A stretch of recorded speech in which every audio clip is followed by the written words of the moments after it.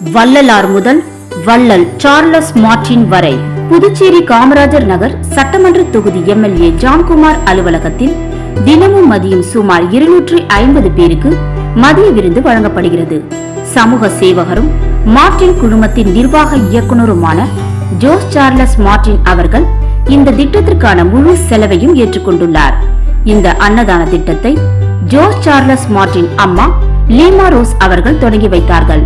தொடங்கப்பட்ட சில தினங்களிலேயே திட்டம் மாபெரும் வெற்றி பெற்றுள்ளது என ஜான்குமார் எம்எல்ஏ கூறியுள்ளார்.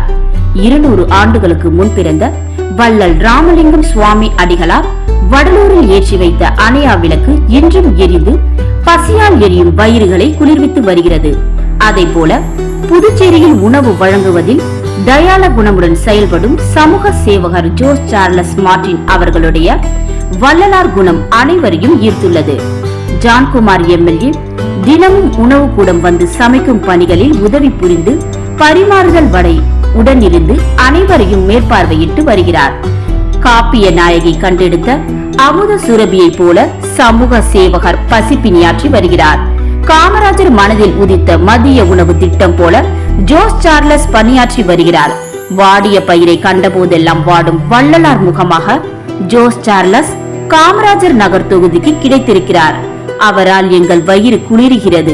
அவருக்கு எங்கள் கோடான கோடி நன்றிகள் என பொதுமக்கள் பாராட்டி வருகின்றனர்.